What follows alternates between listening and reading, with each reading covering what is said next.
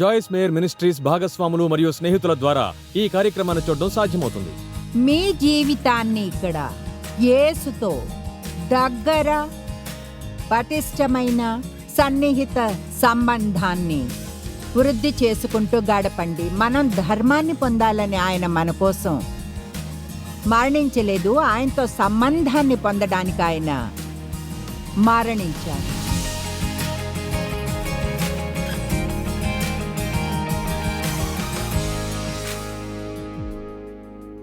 ఈ వారాంతంలో ఫిలిప్పీయులకు గ్రంథంతో మొదలు పెడదాం. మీరు కొన్ని విలువైన విషయాలను తెలుసుకోబోతున్నారు. ముందుగా ఒక విషయం చెబుతాను. యేసు ఎన్నో బాధలు ఉన్న మనిషే అయినా, దుఃఖంతో పరిచయం ఉన్నా, ఆయనలో లోకం ఇవ్వలేని అన్నిటికంటే మించిన లోతైన ఆనందం ఉంది.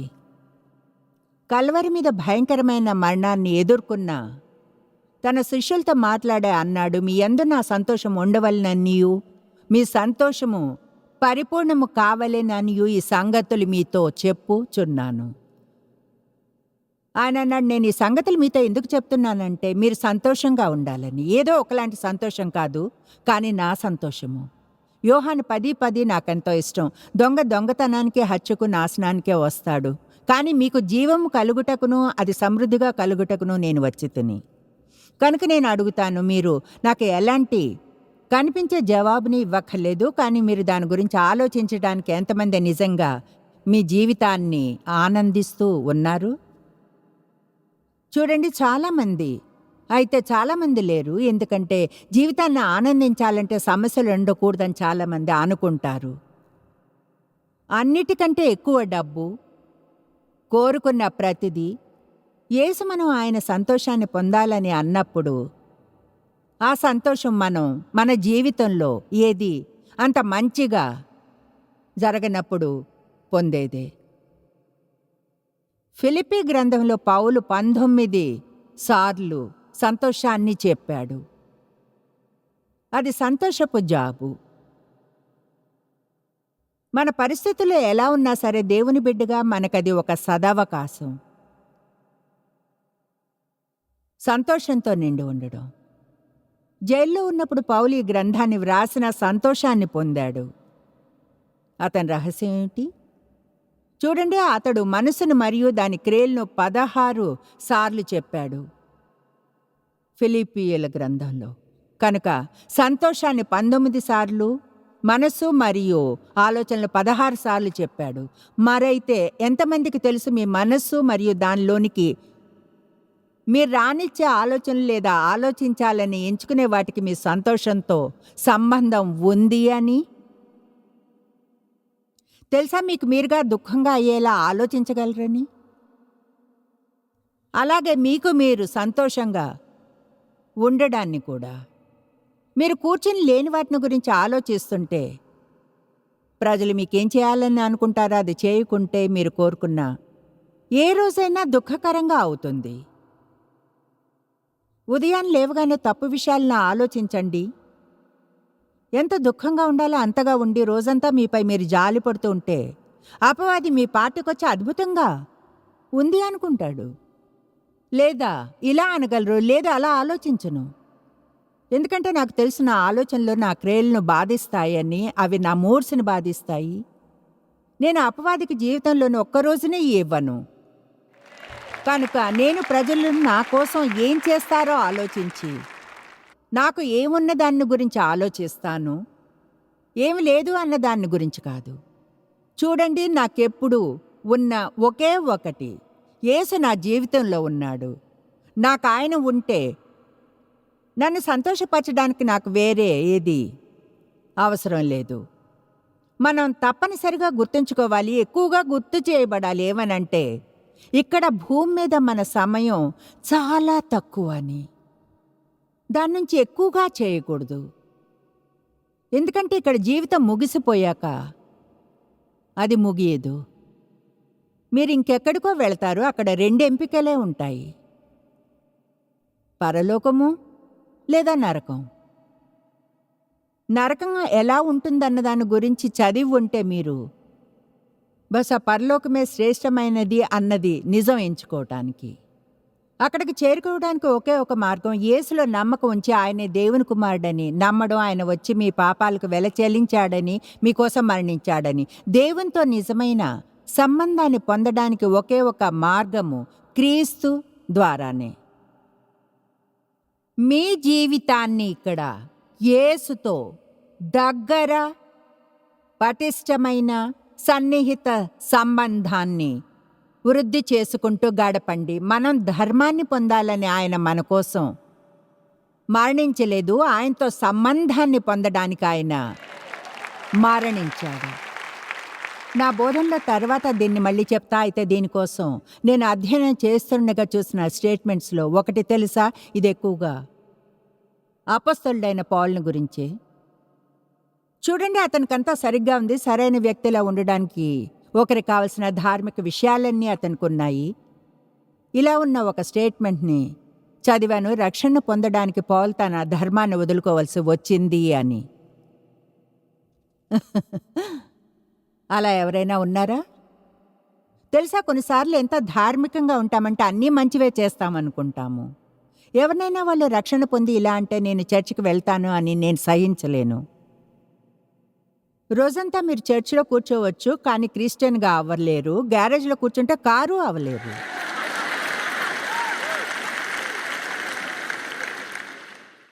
కనుక మనం ఆయన్ని తెలుసుకుని మనం పెట్టుబడి పెట్టవలసిన ఒకే ఒకటి, ఒకవేళ ఎవరినైనా తెలుసుకోవాలి అంటే అది సమయం. మనకు 45 నిమిషాల కంటే ఎక్కువ కావాలి గంటకు, లేదా ఒక గంటన్నర వారానికి, ఒకసారి లేదా నెలలో, కొన్నిసార్లు ఆదివారం ఉదయం. అపవాది అక్కడ చాలా కష్టపడి పనిచేస్తున్నాడు. మనం క్రమంగా దేవుని వాక్యం చేత మనల్ని మనం పోషించుకోవాలి. ఎంతమంది కేవలం ఇది చేయాలనుకోరు, విజయాన్ని పొందాలనుకుంటే?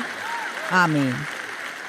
ఎంతమందికి మీరే పరమునకు వెళ్ళాలని లేదు, కొందరిని తీసుకువెళ్ళాలనుకుంటారు? All right. అంటే 19 సార్లు సంతోషం గురించి మాట్లాడాడు. తెలుసా, సంతోషంగా ఉండే క్రిస్టియన్స్ని చూడడం ప్రజలకు చాలా ముఖ్యం.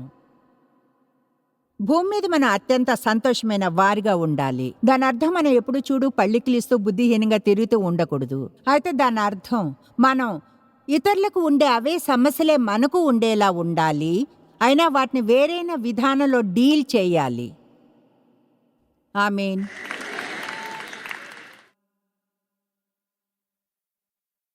దేవుని బలమే నా సంతోషము. అపవాదికి మీ వస్తువులు అక్కర్లేదు, మీ సంతోషం కావాలి. పౌలు ఈ పుస్తకాన్ని జైల్లో ఉన్నప్పుడు వ్రాసాడు. ఫిలిప్పీల నుంచి వెళ్తుండగా దీన్ని గుర్తుంచుకోండి. అప్పుడు సంతోషాన్ని వెతుక్కున్నాడు. అతని రహస్యం ఏమిటి? మంచి విషయాలను ఆలోచించాడు, అనుకూలమైన దృక్పథాన్ని ఎంచుకున్నాడు. హీనమైన పరిస్థితులు కూడా మీ ఆనందాన్ని దొంగిలించలేవు, ఒకవేళ చేయనివ్వకుంటే.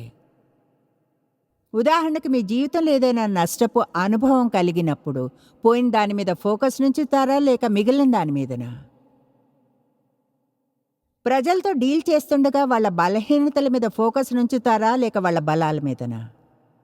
చూడండి, విడాకులు తీసుకునే చాలామంది వారి భాగస్వాములను తప్పుల మీద ఫోకస్ ఉంచినందునే ఎంతో కాలం, ఎందుకంటే వాళ్ళు చూసేది అదే. అయితే మీరు అది ఆపి ముందుగా వారిని పెళ్లి చేసుకునేలా మిమ్మల్ని చేసిన కొన్ని విషయాల గురించి ఆలోచిస్తే, కమాన్. చూడండి, ఒక స్త్రీ నాతో ఒప్పుకున్నారు, మిగతా వాళ్ళ సంగతి తెలీదు.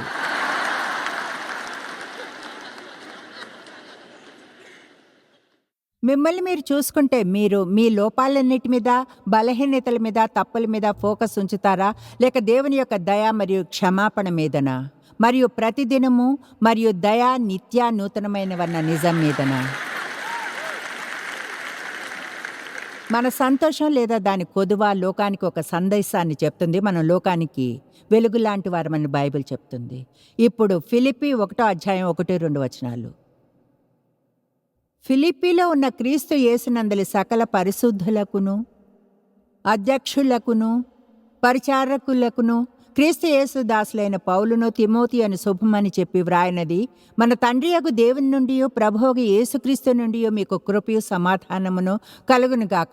ఇప్పుడు సంబోధించడం నుంచి ఏమీ పొందరని అనుకోవచ్చు, దాన్ని చదివేసి అదేం చెప్తుందన్నది ఆలోచించం. అయితే ఇక్కడ మాత్రం ఒక పాఠం ఉంది. ఇందులో ముందుగా మీరు గమనించండి, పౌలు తన్ని తాను ఫ్యాన్సీ శీర్షికతో పిలుచుకోలేదు అని అన్నాడు. ఈ పత్రిక పౌలు మరియు తిమోతి నుంచి అని మా గుర్తింపు క్రీస్తు యేసుదాసులు. తన్ని తాను అతడు రెవరెండనో లేక బిషప్ లేదా డాక్టర్ అనో పిలుచుకోలేదు. తెలుసా, చూడండి, దాన్ని నేను కించపరచడం లేదు, అవి గౌరవప్రదమైన శీర్షికలు, అది బాగుందనుకుంటాను. చూడండి, కొన్నిసార్లు ప్రజలు నాయకత్వపు చోటుకు వచ్చినప్పుడు తమను గురించి తాము ఉన్నదానికంటే ఎక్కువగా ఆలోచించి బాస్లా చూసుకుంటారు. అవును, తమని తాము బాస్లా చూసుకుంటారు, దాసులుగా కాకుండా. నేను అనుకుంటాను, నాయకత్వంలో ఉన్న ఎవరైనా సరే తమతో తాము మాట్లాడుకోవాలి. ప్రతిరోజు క్రీస్తు లేకుండా మీరేమీ కారని మీకు మీరు గుర్తు చేసుకుని, దేవుడు మిమ్మల్ని అక్కడ ఉంచినందునే ఆ హోదాలో ఉన్నారని, పైకి లేపిన దాన్ని క్రిందకు తేగలడని.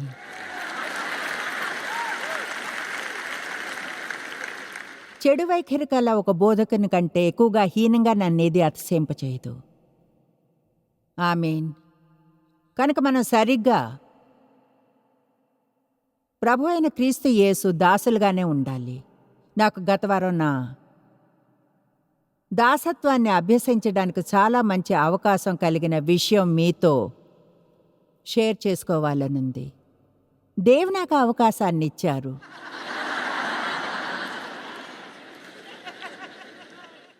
ఆయన నా పట్ల ఎంతో దయగా ఉంటారు. నేను ప్రభుని అనుసరిస్తున్నానా లేదా అన్నది చూస్తారు. అసలు ఏం జరిగిందంటే ఆయన వీపుకు దెబ్బ తగిలింది. అవును, అదేమీ వినోదమైంది కాదు. అయితే అంటే ఆయన ఏదో ఒకలా చోటు తప్పినట్లు ఒకలా ఇక్కడ అయింది. ఇప్పుడు బాగానే ఉన్నారు. అయితే ఓ 30 నిమిషాలు ఆయన కుర్చీలోంచి లేవలేకపోయారు.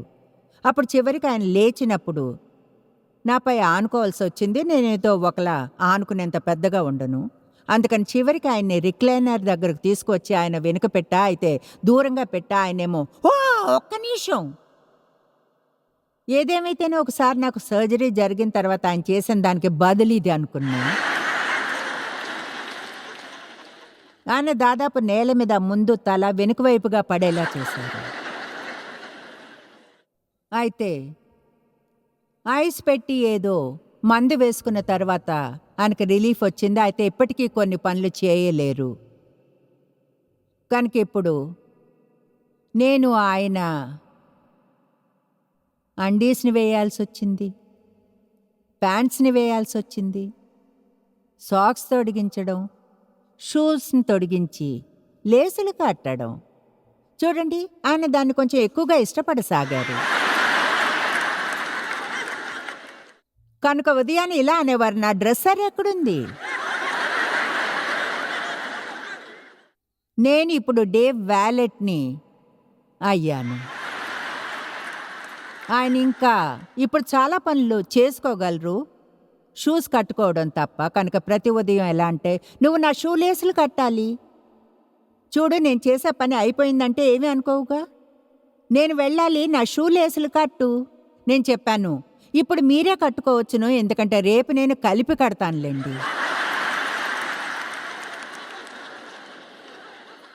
చూడండి, డేవ్ నేనే ఇలా చేయగలం. ఆయన అంత బాధగా ఉన్నప్పుడు కొంచెం చక్కలిగింత పెట్టుకున్నట్లుంది.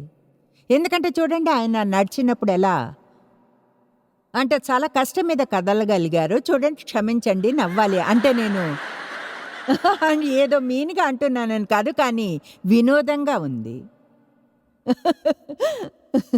అందరికీ ఇది చెప్పనైతే మీరు ఫ్యామిలీ కనుక. డేవ్కి బాగా నొప్పిగా ఉంది, ఒక చెడ్డ మాట అన్నారు.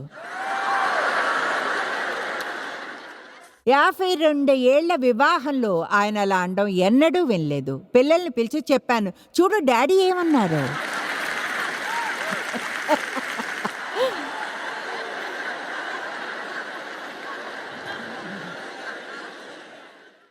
అప్పుడు అనుకున్నాను, మీ నోటిని సోప్తో కడగాలి సరిగా ప్రవర్తించకపోతే. కనుక మీరు తెలుసుకోవాలనే ఈ విషయాన్ని ఒక దాసురాలుగా ఉండడం గురించి బోధించడం లేదని ఈ వారం నేను అభ్యసించాను. ఇప్పుడు బాగా తర్ఫీదు వచ్చింది ఇప్పుడు ఈ వాక్యాన్ని మీకు చెప్పడానికి.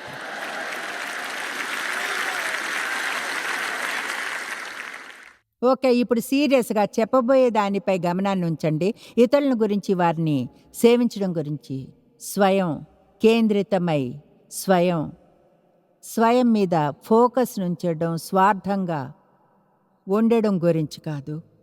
పూర్ణ మనస్సుతో నమ్ముతాను స్వార్థంగా ఉండి సంతోషంగా ఉండడం అసాధ్యమని.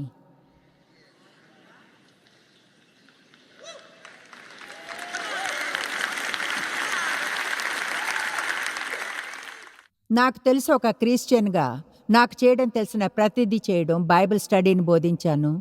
చర్చి నాయకత్వంలో ఉన్న ద్వారం తెరిచిన ప్రతిసారి చర్చిలో ఉండేవాళ్ళం. ప్రతి దానిలోనూ భాగం పంచుకునేవాళ్ళం. నేను సంతోషంగా ఉండేదాన్ని కాదు. నేనెప్పుడు అది ఇది అది అని అనుకునేదాన్ని. అందుకని ప్రభుతో దాని గురించి మాట్లాడేప్పుడు ఆశ్చర్యంగా ఉంటుంది. మీరు అడిగినప్పుడు దేవుడు ఏం చెప్తాడో చూస్తే. నేను సంతోషంగా ఎందుకు లేను అన్నాను. నాకు చాలా స్పష్టంగా వినిపించింది, నీకు స్వార్థం. తెలుసా, క్రిస్టియన్స్ చాలా స్వార్థంగా స్వయం కేంద్రితమై ఉండగలరని. మన ప్రార్థనలన్నీ మనకేం కావాలో, ఏం అవసరమో అన్న దాని చుట్టూనే ఉంటాయి. జాగ్రత్తగా కానీ లేకుంటే దేవుణ్ణి కూడా సేవించాలి అన్నట్లే చేస్తారు. అయితే మీరు కోరుకున్నది పొందాలనే నిరీక్షణతోనే మీకు మీరుగా దాన్ని పొందగలిగే సామర్థ్యం లేదు. కనుక ఇప్పుడు దేవుడు మీకు అది ఇవ్వాలని ట్రై చేస్తున్నారు.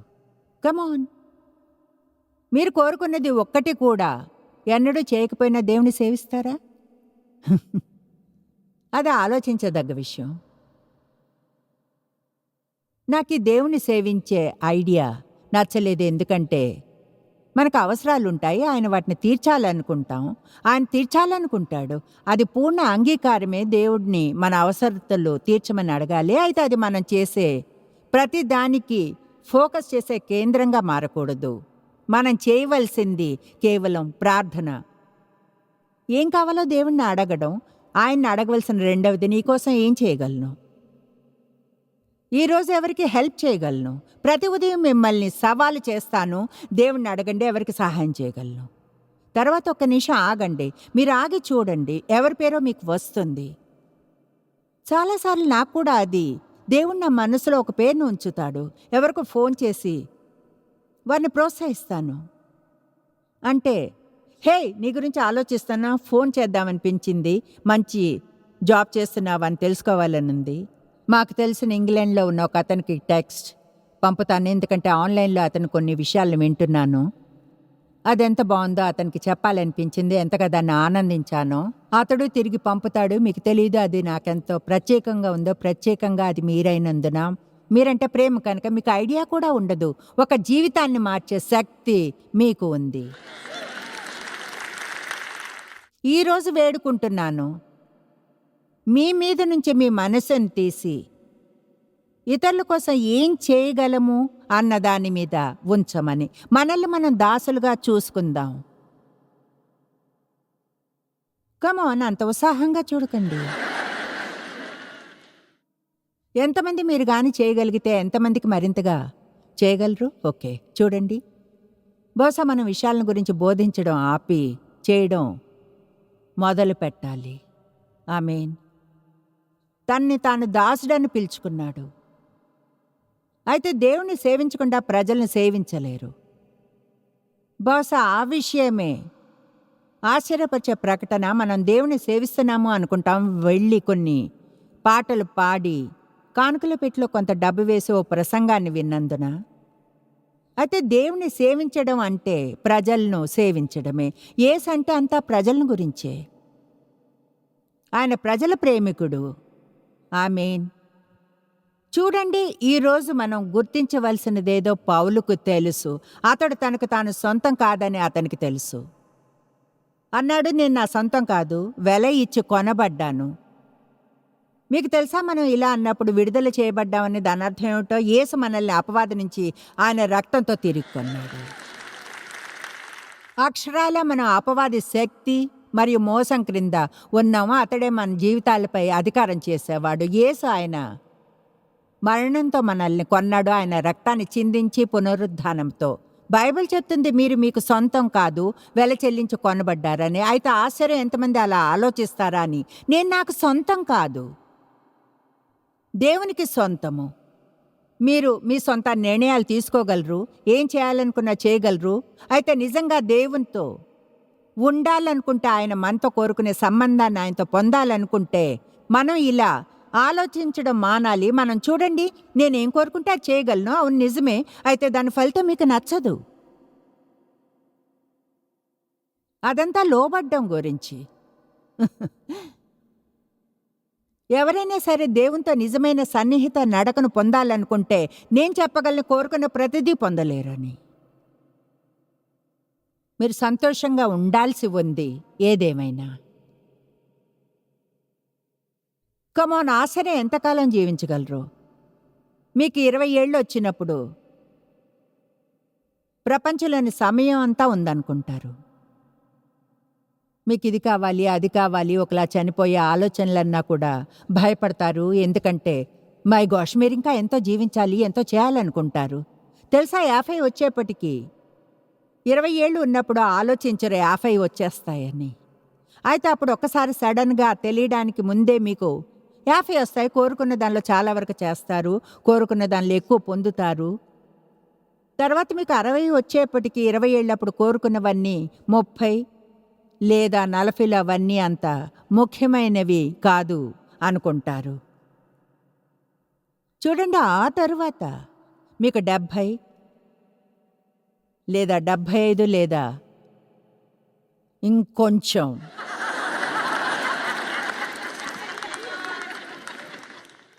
నా ఆలోచన ఇప్పుడు ఎంతగానో మారిపోయింది. ఇప్పుడు షాపింగ్ గురించి నా ఆలోచనే ఉండదు. గతంలో అయితే షాపింగ్ మాల్లోనే ఉండేదాన్ని. అంటే ఒక సభ నుంచి ఇంటికి వచ్చి వెంటనే షాపింగ్కి వెళ్ళేదాన్ని. ఇంకా వస్తువులు కొనడం, మరిన్నింటికి తీసుకువెళ్ళడం. ఇప్పుడు ఎలా అంటే వస్తువులంటే భయమేస్తుంది. ఇక్కడున్న ఎవరికైనా అంత వయసుందా ఆ అనుభవం కలిగిన వారు? నేను కాకుండా. అదెలా అంటే ఇకపై వస్తువుల్ని ఇంటికి తీసుకురావాలి అనుకోను. నిజంగా గత ఏడాది అయితే ఎక్కువగా పరమును గురించి ఆలోచించాను. గత 74 ఏళ్ల కంటే. మీరు దేవుని గృహము, నేను దేవుని గృహాన్ని. దేవుడు ఇక్కడ నివసిస్తాడు. మీలోనూ ఆయన పరిశుద్ధాత్మ ద్వారా నివసిస్తాడు. చూడండి, పరిశుద్ధాత్మకున్న 2 ముఖ్యమైన నామములు ఆదరణకర్త మరియు సహాయకుడు. కనుక దేవుని యొక్క ఆత్మ మనలో నివసిస్తుంటే మనం సహాయం ఎలా చేయాలనుకో? అంటే ఎవరికైనా సహాయం చేయాలని అనుకోకుంటే ఏదో లోపం ఉన్నట్లే. మీరు వెనక్కి వెళ్ళి మీ రక్షణ చెక్ చేసుకోవాలి. ఎందుకంటే క్రీస్తు మనలోగానుంటే ఆయన స్వభావము ఉంటుంది.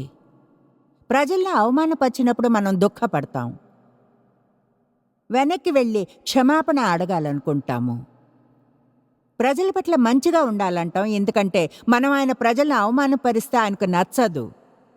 మీకు సత్యాన్ని చెప్తాను, చాలా ఏళ్ల క్రితం ఈ విషయాన్ని అర్థం చేసుకున్నాను. ప్రజల్ని అవమానపరిస్తే నాకు భయంతో కూడిన భక్తి ఉంది. అది దేవునికి ఏమాత్రం నచ్చని విషయం. ఆమేన్. అందరూ ఎంతో మౌనంగా ఉన్నారు. ఇప్పుడు పౌలుతో పాటు తిమోతి కూడా ఉన్నాడు ప్రభువులో. చాలా చిన్న వయసువాడు. అతడు అతనికి పరిచర్యలో తర్ఫీదునిస్తున్నాడు. అందుకని చెప్తున్నాను, మీరు ఎక్కువ పరిణతి చెందిన క్రిస్టియన్స్ అయితే జీవితంలో మరింత పరిణతి ప్రభావం అవసరమైన యవ్వనస్తులైన క్రైస్తవులను వెతకవలసి ఉంటుంది. వారికి మీరు సహాయం చేయడమే కాదు, కానీ మీకు మీరు చేసుకుంటారు.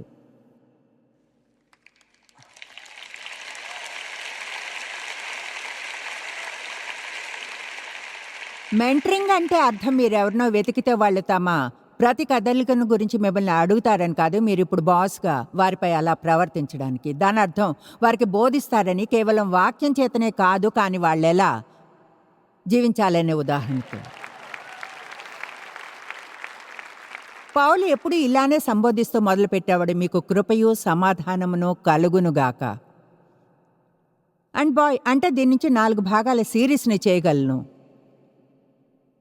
ఎందుకంటే కృపను గాని అర్థం చేసుకోకుంటే మీకు సమాధానం ఉండదు. ఇక కృప అనేది మనకు అర్హత లేని సహాయం. అయితే అది మనం ఎంతగా పోరాడి ప్రయత్నించినా స్వయంగా ఎన్నడూ చేయలేంది. మన ద్వారా మన జీవితాల్లో సాధించడానికి అది పరిశుద్ధాత్మ యొక్క శక్తి. వేరుగా చెప్పాలంటే అది ముందుగా నేను లేకుండా మీరేమీ చేయలేరు. కనుక దేవునితో ప్రతిదాన్ని గురించి ఎలా మాట్లాడాలో తెలుసుకుంటే ప్రతిదానిలోనూ ఆయన్ని ఉండమని, మనల్ని బలపరచమని నేను చెప్పినట్లు రోజంతా మీ ప్రార్థనలో ఇలా అనండి: దేవా, లెన్స్ పెట్టుకోవడానికి సహాయం చేయి. ఒక ఉదయాన్ని అనుకున్నాను, అది సిల్లిగా ఉందని, లెన్సుల గురించి ప్రార్థించక్కర్లేదని. చేయలేదు. అయితే ఎన్నడూ నా కళ్ళలో పెట్టుకోవడానికి ఇష్టపడలేదు అనుకున్నాను. ఓకే దేవా, ప్రార్థిస్తుంటాను.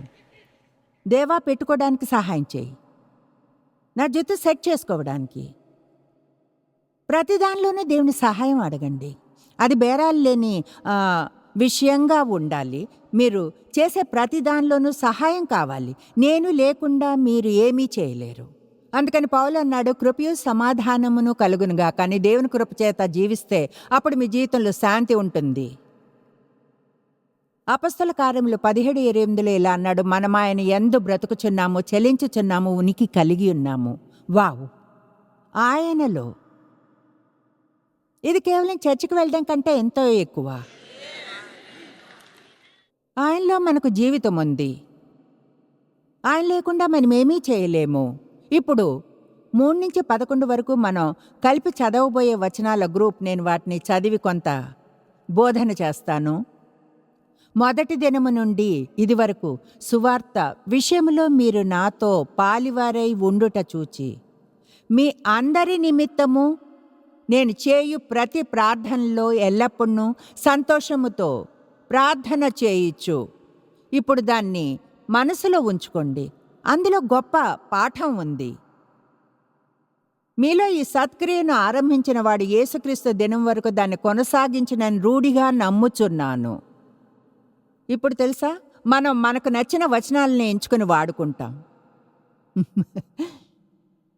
అయితే ఇక్కడ గమనించితే అంటున్నాడు, నేను మిమ్మల్ని జ్ఞాపకం చేసుకొనినప్పుడెల్లను దేవునికి కృతజ్ఞతాస్తుతులు చెల్లించుచున్నాను. పౌలు ఆత్మీయ జ్ఞానాన్ని వారితో పంచుకున్నాడు. వాళ్ళు పౌలుకు అతని పరిచర్యలో సపోర్ట్ చేశారు, వాక్యాన్ని ఇతరుల వద్దకు చేర్చగలగడానికి. అతను అన్నాడు, మరియు అంటే అతను ఇప్పుడు చెప్పిన దాని వలన మీలో ఈ సత్క్రియను ఆరంభించిన వాడు యేసుక్రీస్తు దినము వరకు దాన్ని కొనసాగించి ముగింపు వరకు తెస్తాడని నమ్ముతున్నాను. మనం పిసినారులం అనుకుంటా. ఎప్పుడు మనం చేసేదంతా తీసుకోవడమే. చివరికి ఆత్మికంగా అసలు ఎదగలేని స్థితికి చేరుకుంటాం. నా బంధకముల యందును నేను సువార్త పక్షమున వాదించుట యందును దాన్ని స్థిరపరచుట యందును మీరందరూ ఈ కృపలో నాతో కూడా పాలువారే ఉన్నారు కనుక నేను మిమ్మల్ని నా హృదయంలో ఉంచుకొని ఉన్నాను. ఇందుచేత మిమ్మల్ని అందరిని గూర్చి ఇలాగ భావించుట నాకు ధర్మమే. క్రీస్తు యేసు యొక్క దయారసమును బట్టి మీ అందరి మీద నేనెంత అపేక్ష కలిగి ఉన్నానో దేవుడే సాక్షి. పౌలు మాటలు వింటే అతనికి ప్రజలంటే ఇష్టం. అతనేదో ఇలా కాదు, వాళ్ళేం చేయాలో చెప్పేవాళ్ళనో లేక అందరూ అభినందించే గొప్ప అపొస్తలుడు పట్టణానికి వచ్చాడనో అంటాడు. మీకు సేవ చేయడానికి వచ్చాను. మీ మీద నాకు అపేక్ష ఉంది. మీకోసం నా మనసులో కోరిక ఉంది. వాళ్ళు మిమ్మల్ని గురించి చింతించే నాయకత్వం క్రింద మీరుండాలి. నిజంగా మిమ్మల్ని ప్రేమించేవారు, మీకోసం ప్రార్థించేవారు, దేవుడు మీరు ఎలా ఉండాలంటాడో అలాంటి వ్యక్తులా మిమ్మల్ని చూడాలనుకునేవారు. ఆమేన్. మీరు కానీ అలాంటి నాయకత్వం క్రింద లేకుంటే నేను నాకు దొరికేంత వరకు వెతుకుతాను. ఎవరైతే నాకేం చేయాలో చెప్పకుండా నన్ను ఇష్టపడే వారి కోసం. ఆమేన్.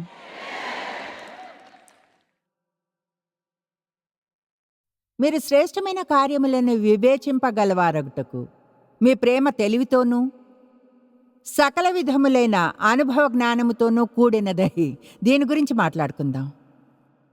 అంతకంతకు అభివృద్ధి పొందవలననియు ఇందువలన దేవునికి మహిమయు స్తోత్రమును కలుగునట్లు మీరు యేసుక్రీస్తు వలన ఆయన నీతి ఫలములతో నిండుకున్న వారే క్రీస్తు దినమునకు నిష్కపటులను నిర్దోషులను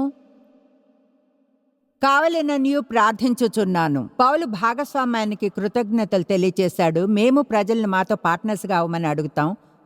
అతడు వారి కోసం దేవునికి కృతజ్ఞతలు చెప్పి వారి కోసం ప్రార్థించాడు. మేము మా పార్ట్నర్స్ కొరకు ప్రార్థించినట్లుగానే. ఇది నాకు ఆశ్చర్యంగానే ఉంటుంది. అయితే అతను అన్నాడు, వాళ్ళు సువార్తను విన్న మొదటిసారి నుంచే వాళ్ళు అతనితో పాలివారు అయ్యారు అని. అప్పటి వరకు కొనసాగిస్తూనే ఉన్నారని పౌలు ఎప్పుడు వ్రాసినా చెప్పాడు. కనుక పౌలు ఇవ్వమని వాళ్ళతో మాట్లాడలేదు. వాళ్ళు విన్న దానిని గురించి ఎంతో ఉత్సాహపడ్డారు. కమాన్, బహుశా మనకు యేసు ఎక్కువగా అలవాటేమో. మనకున్న దానిలో సేద తీర్చుకోవాలి ఏమో. మై గాష్, మీ పాపాలన్నీ పూర్తిగా క్షమించబడి కడిగివేయబడ్డాయి. తీర్పు తీర్చబడింది. ఎన్నడూ పాపమే చేయనట్లు న్యాయంగా చేయబడ్డారు మీరు. మీ పేరు వ్రాయబడి ఉంది జీవగ్రంథం అనే పుస్తకంలో. యేసు పరలోకంలో మీకోసం స్థలాన్ని ఏర్పరచుతున్నాడు. ఆయన ఎక్కడ ఉంటే మీరు అక్కడ ఉండునట్లుగా.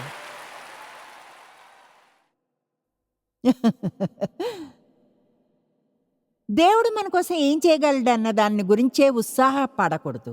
ఆయన గురించి ఉత్సాహపడాలి మనం. మై గాష్, మీరు నరకానికి వెళ్ళడం లేదు.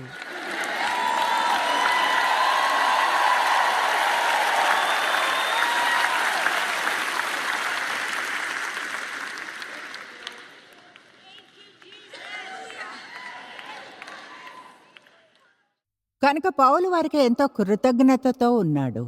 ఒక్క నిమిషం మనం 2 కొరింథీ 8వ అధ్యాయంలోని మొదటి 4 వచనాలను చూద్దాం. నాకు కరెక్ట్గా తెలీదు మనం ఈనాడు మిస్ అవుతున్నది ఆ ప్రజల వద్ద ఏముందా అని. అయితే ఖచ్చితంగా వాళ్ళు ఇవ్వడం గురించి మాట్లాడవలసిన అవసరం లేదు. 2 కొరింథీ 8. దీన్ని వినండి, విని ఊహించుకోండి. సహోదరులారా, మాసిదోనియ సంఘములకు అనుగ్రహింపబడి ఉన్న దేవుని కృపను గూర్చి మీకు తెలియచేయుచున్నాను.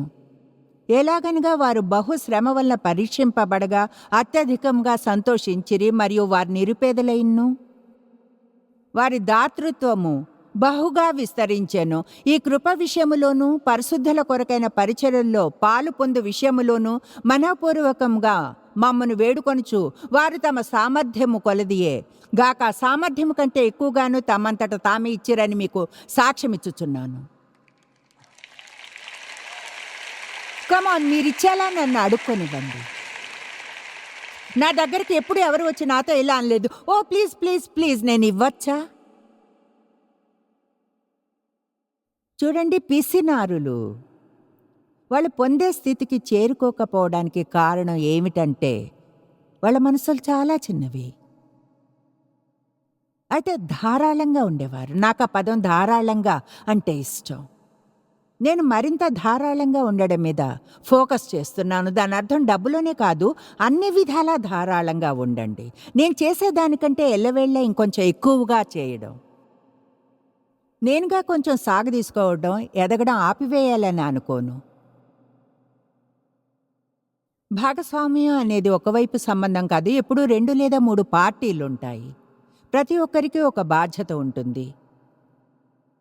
పౌలు వారికి బోధన ద్వారా సహాయం చేశాడు. వాళ్ళు అతనికి సువార్త బోధనలో ఆర్థికంగా సహాయం చేయడాన్ని కొనసాగించారు. ఇప్పుడు మీకు ఈ కథను చెప్పాలి. ఇది పాయింట్ని బాగా చెప్పగలదు. నేను ఎప్పుడైనా విన్న దేనికంటే కూడా నిజమైనది ఇది. అది నా పాయింట్ని చెప్తుంది. ఎలా మీరు తిరిగి ఇవ్వడం ఆరంభించకుంటే చూడండి, తెలుసా, మీరు నిజంగా ఒక నూతన విశ్వాసులా దానిలో నానబెట్టనవసరం లేదు. అయితే మీరు దేవుడు మీ మనసులో ఇవ్వమని చెప్పడం మొదలుపెట్టే స్థితికి చేరుకుంటారు. మీరు ఇవ్వకుంటే, అది చాలా కాలం చేయకుండా ఉంటే అప్పుడు మీరేమీ లోపలికి తీసుకోలేని స్థితికి వస్తారు. ఒకసారి ఒక ఆవిడ వచ్చి నాతో అంది, ఇది చెప్పడానికి అదోలా ఉంది. అయితే ఆమె అంది, నేను చేయాలి అన్నట్లుంది. నేను మీ సభలకు ఏళ్ల తరబడిగా వస్తూ ఉన్నాను. నాకెంతో ఇష్టం, ఎంతగానో ఎదిగాను, మీరెంతో నాకు నేర్పించారు. అయితే అంది, నిజాయితీగా మీతో చెప్పాలనుంది, గత కొన్నేళ్లుగా వాటి నుంచి ఏమీ పొందలేదు అని. ఇంకా అంది, "ఆ, అసలైతే మీ జీవితంలో పాపం ఉందేమో, అభిషేకాన్ని పోగొట్టుకుంటున్నారనిపించింది కనుక ప్రార్థిస్తున్నాను."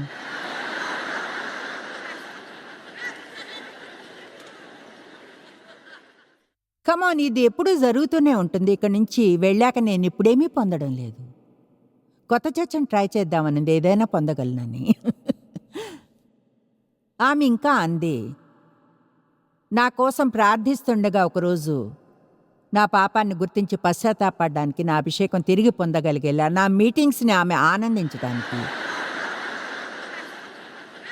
దేవుడు ఆమెతో మాట్లాడి చెప్పాడట, జాయ్స్‌లో లోపం ఏం లేదు. నువ్వేమీ పొందకపోవడానికి కారణం నువ్వు నిండుగా ఉన్నావు. వేరేమైనా పెట్టడానికి చోటు లేదు. మీరేమైనా బయటకు తీరినంత వరకు మీరు వేరే ఏమీ పొందలేరు. కమాన్, కమాన్.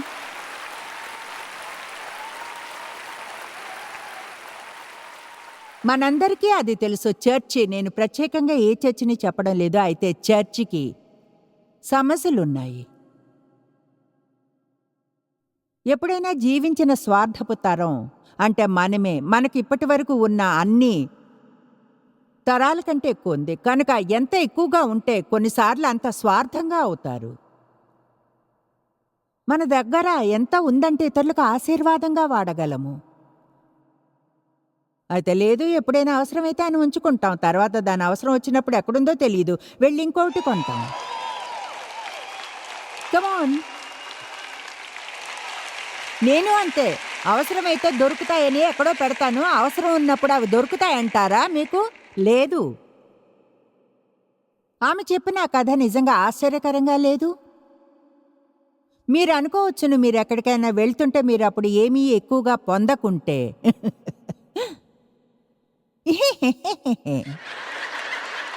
అవును, మనం ఆ గిల్టీ నవ్వులు నాకు ఇష్టం. మీరు ఇకపై ఏమీ ఎక్కువ పొందడం లేదు. మీరు దేవుణ్ణి అడగడం మొదలు పెట్టాలేమో, దేవా ఏమైనా మార్పును చేయాలా? నేను వెళ్ళేది పొందడానికి కాదు, ఇవ్వడానికి వెళ్ళాలేమో.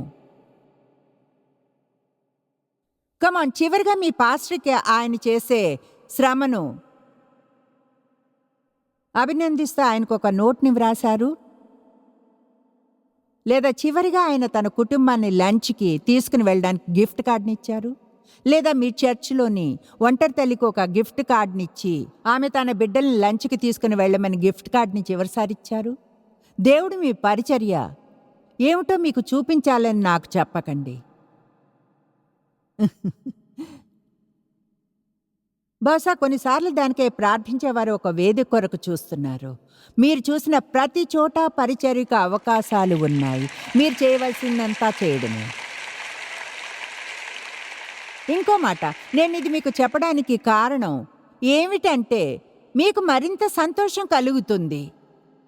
నిజాయితీగా పొందడం కంటే ఇవ్వడం ఎంతో ఆశీర్వాదకరం. ఎందుకంటే సంతోషం కంటే మంచిది ఏమీ లేదు. కమాన్, ఈ పత్రికలో పౌలు సంతోషం గురించి 19 సార్లు మాట్లాడాడు. ప్రజలు సంతోషంగా ఉండాలంటాడు.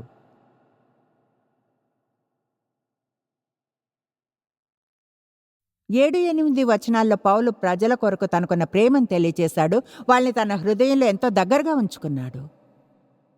నేను నిజాయితీగా చెప్తున్నాను, నేనేదో ఊరికినే ఏదో క్యూట్గా ఉంది చెప్పడం లేదు. అసలైతే నేను ఇది నా జీవితంలో ఈ స్థితిలో ఎందుకు చేస్తున్నాను అంటే ప్రజలంటే నాకిష్టం. నేను నిజంగా నిజంగా నిజంగా మీరు క్రీస్తు మీకు ఇవ్వాలి అనుకున్న జీవితాన్ని మీరు పొందాలనుకుంటున్నాను. అంటే దుఃఖకరమైన పాపి ఒక విషయం అయితే, దుఃఖకరమైన పరిశుద్ధుడు దుఃఖకరమైన గందరగోళం. ఆమేన్. కనుక మనం దేవుణ్ణి ఘనపరచడానికి జీవించాలి. చర్చ్ ఎంతో ప్రకాశవంతంగా అవుతుంది. ఎంతోమంది తప్పిపోయిన వారిని క్రీస్తుతో సంబంధంలోనికి ఆకర్షించగలదు. ఒకవేళ మనల్ని మనం మన మనసుల్లోంచి తీసివేసి చుట్టూ చూసి వెళ్ళిన ప్రతి చోట గాయపడుతున్న వారు ఉన్నారు అని గుర్తించగలిగితే.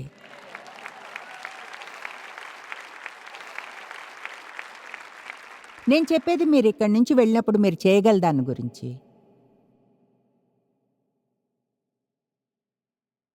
పౌలు అంటున్నాడు, మీ ప్రేమ అంతకంతకు అభివృద్ధి పొందవలనని ప్రార్థించుచున్నాను. ఆ వాక్యంలో ఎంతో అర్థం ఉంది. అతనేమంటున్నాడో తెలుసా? వాళ్ళు ప్రేమలో నడుస్తున్నారు, అతనికి వాళ్ళంటే గర్వంగా ఉంది. అయితే అన్నాడు, మీ ప్రేమ వృద్ధి చెందాలని అంటున్నాడు. మీరు ప్రేమలో నడుస్తున్నారని తెలుసా? అయితే మీరు ప్రేమలో నడుస్తూ ఎదగాలి. తెలుసా, మనం చేయగల అత్యంత హీనమైన వాటిల్లో ఒకటి మన వస్తువులతో సంతోషపడి తృప్తి చెందడం. నేను బాగా చేస్తున్నాను. లేదు లేదు లేదు లేదు లేదు, అది కాదు. నేను మంచిగా చేయాలి అనుకునే దేవుణ్ణి మరింత ఘనపరచాలని, ప్రేమలో వృద్ధి చెందాలనుకుంటాను. యేసు ప్రజల్ని ప్రేమించినట్లుగా ఎలా ప్రజల్ని ప్రేమించాలో నేర్చుకోవాలని ఉంది. మనలో ఎవరైనా చెప్పగలరా, షరతుల్లేని ప్రేమను ఎలా ఇవ్వాలో మాకు బాగా తెలుసు అని? ఇప్పటికీ మన ప్రేమ ఎక్కువగా ప్రజలు మన పట్ల ప్రవర్తించే దాని మీదే ఉంటుంది.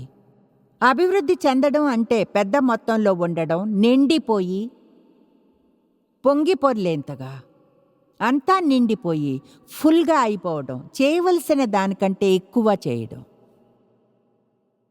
వాళ్ళకు మరింత జ్ఞానము మరియు మరింత తెలివి ఉండాలనుకున్నాడు. మ్యాన్ తెలివి మీద నేను 1 గంట బోధించగలను. మనకు తెలివి కావాలి. ప్రజలు వారికి కావలసిన ప్రతిదీ పొందాలని ప్రార్థించలేదు. వాళ్ళ సమస్యలు పోవాలని ప్రార్థించలేదు. వాళ్ళకు కావలసిన దానికోసం ప్రార్థించాడు. మీకు తెలుసా, చాలాసార్లు మనకు నిజంగా ఏం కావాలో కూడా తెలియదు. మనకు కావలసిన దాని వెంట వెళ్తూ ఉంటాం. నిజంగా అవసరమైన దాని కొరకు తెలివిగా ఏం కావాలో దేవుణ్ణి అడగడానికి బదులుగా, వేరే ఏం కాకుండా దేవునితో ఇలా అనండి, నాకు నిజంగా ఏం కావాలో అడిగే తెలివి కూడా లేదు, కనుక దేవా నాకు అవసరమైనది ఇవ్వు. నేను కోరుకుంది నీవు అనుకోనిది కాకుంటే ప్లీజ్ దాన్ని నాకు ఇవ్వకు. తర్వాత వాళ్ళు నేర్చుకోవాలని ప్రార్థించాడు, శ్రేష్టమైన వాటిని వివేచింపగలవారవ్వాలని. శ్రేష్టమైన వ్యక్తి ఎలా ప్రవర్తిస్తాడు? వాళ్ళు ఎప్పుడు ఏం చేస్తామని చెప్తారో అది చేస్తారు. అపాయింట్మెంట్స్ ఉంటే టైంకి వెళ్తారు, ఆఫీస్కి టైంకి వెళ్తారు. ఇతరులు శుభ్రం చేయడానికి గందరగోళాన్ని వదలరు. వికలాంగుల పార్కింగ్ చోట్లో పార్క్ చేయరు, వికలాంగులు కాకుంటే ప్రత్యేకంగా చర్చి వద్ద. వాళ్ళు టాయిలెట్ పేపర్లోని చివరి దాన్ని యూజ్ చేస్తే ఇంకో రోల్ని పెడతారు.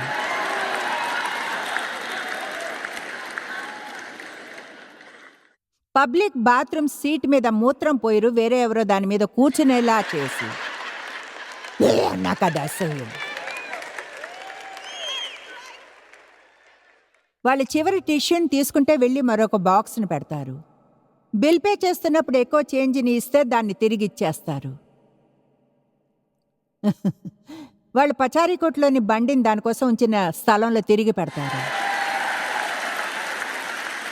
ఓకే, నేను ఒక స్టేట్మెంట్ని ఇస్తాను. బహుశా మీరు దీనికి తప్ప వేరే దేనికి రాలేదేమో, కానీ అర్థం చేసుకోండి.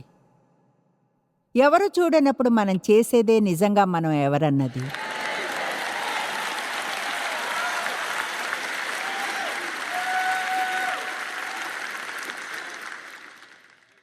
చూడండి, చెప్తున్నాను. చెప్పడానికి చాలా ఉంది, అయితే సమయం చాలదు. మనకు ప్రభువు యొక్క భయం ఎక్కువగా కావాలి. దేవుడు మనల్ని బాధ పెడతాడని భయం కాదు, కానీ భయంతో కూడిన భక్తి ఏం చెప్తుందంటే, నేను ఏం చేసినా సరే, ఎక్కడ ఉన్నా దేవుడు చూస్తాడు అని. మనము చేసే ప్రతిదీ దేవుడు చూస్తాడు, ప్రతి ఒక్కటి. అందుకని మీరెంత శ్రేష్టమైన వారో అని ఎవరో గమనించాలని శ్రేష్టంగా ఉండకండి. శ్రేష్టమైన దేవుణ్ణి సేవిస్తున్నారు కనుక అలా ఉండండి. ఆమేన్. అంటే చూడండి, నేను దీనిలో పైకి రావాలని దేవునితో చెప్పాను. ఏదైనా బోధించి దాన్ని ప్రార్థించకుండా జీవించలేను. ఆశ్చర్యంగా ఉంటుంది, మనం సగం సగం పనిలా చేసే చిన్న విషయాలన్నిటిని చూస్తే తర్వాత వెళ్ళిపోవడం. నా మనసులో నాకు తెలుస్తుంది, వెనక్కి వెళ్ళి సరిగ్గా చేయి. అక్కడ ఎవరూ లేరు, నేను తప్ప. టవల్ని సరిగ్గా మడత పెట్టక్కర్లేదు, అవి నా టవల్సే. కావాలనుకుంటే చుట్టి డ్రాలో పెట్టగలను. లేదు, వెనక్కి వెళ్ళి సరిగ్గా పెట్టు. కమాన్. ఓ జాయ్స్, ఈరోజు ఒక వాక్యాన్ని ఆశించానే.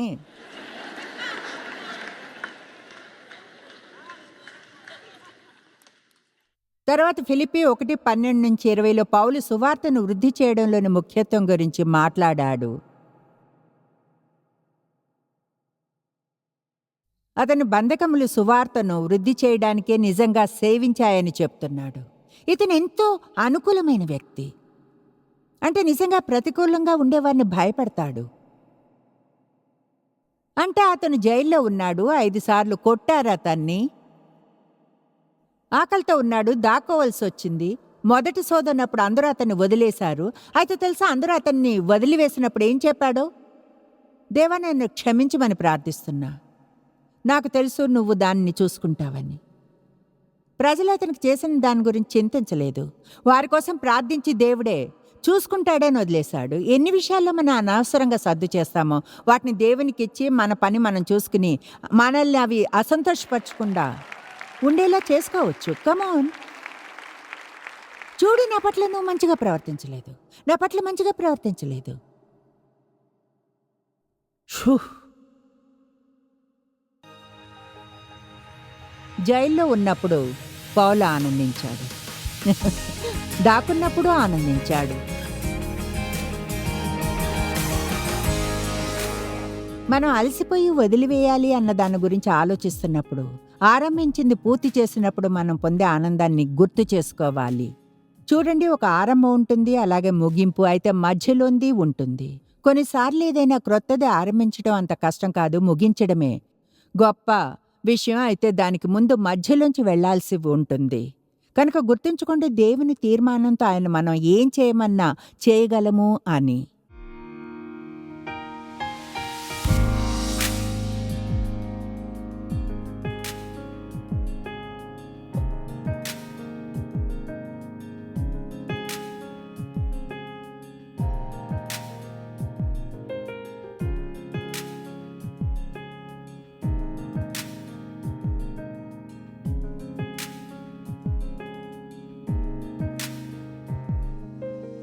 జాయిస్ మేయర్ మినిస్ట్రీస్ భాగస్వాములు మరియు స్నేహితుల ద్వారా ఈ కార్యక్రమాన్ని చూడడం సాధ్యమవుతుంది.